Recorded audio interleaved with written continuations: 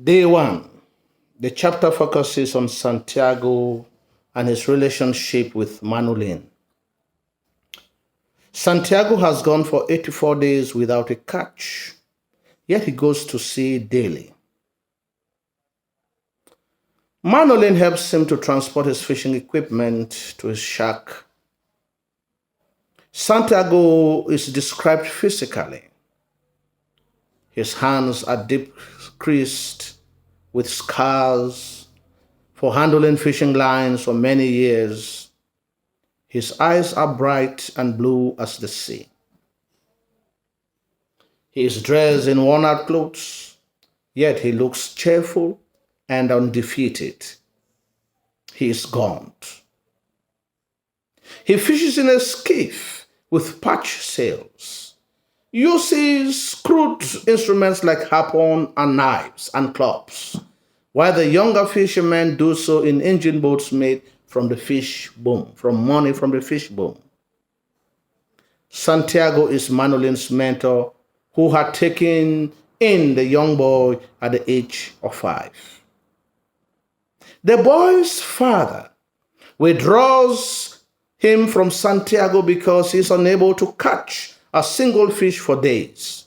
They consider him a salao, which is a Spanish word to mean that someone who is infested with ill luck. Manolin buys a beer for Santiago at the terrace while they chat about baseball and the great DiMaggio. The successful fisherman butchers their day's catch and takes the fish to the fish house, which will be later on transported to the market in Havana. Manolin offers to get sardines, which Santiago will use as baits the next day when he goes to sea.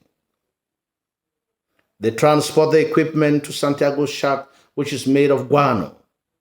It has a bed, a table, a dirty floor with a charcoal pot. On the walls of the house are pictures of the Sacred Heart of Jesus and the Virgin of Cobre, which are religious relics that used to belong to his wife.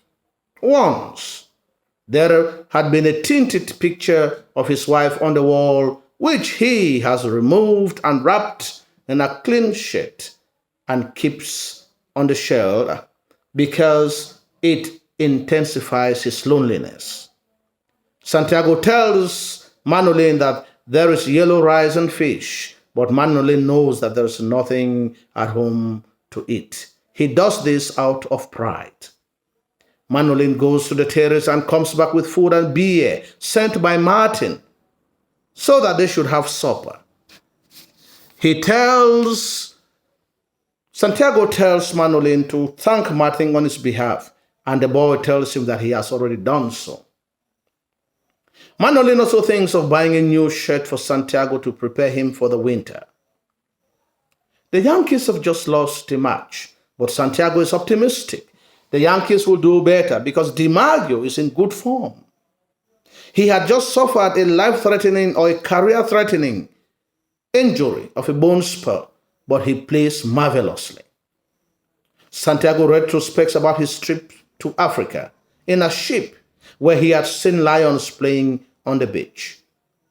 Manolin allows the old man to sleep because he needs energy for the next day.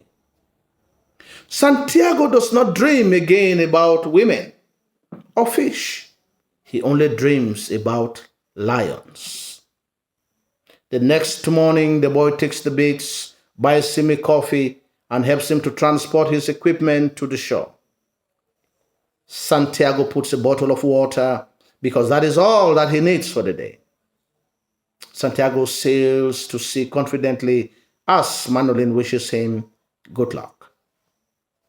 The most conspicuous of the importance is the importance of human companion. Manolin is a faithful friend to Santiago and knows when he needs him most. This section also exposes love. Santiago loves Manolin as if he were his own son.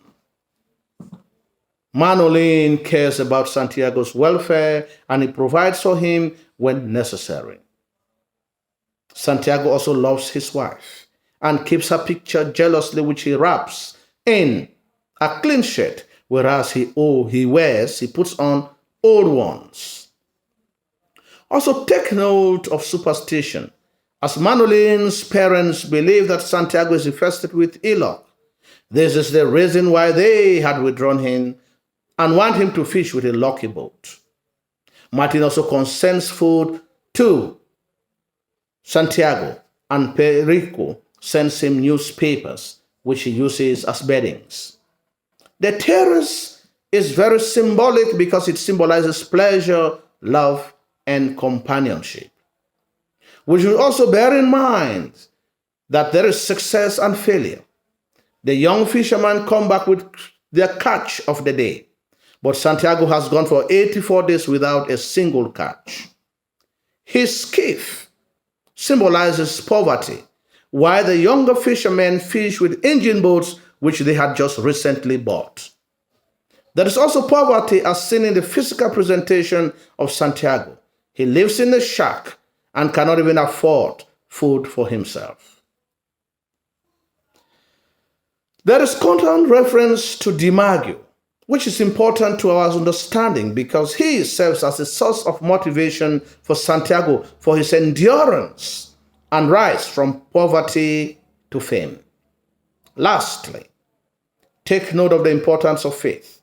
The pictures of the Sacred Heart of Jesus justifies that Santiago believes in a supreme deity.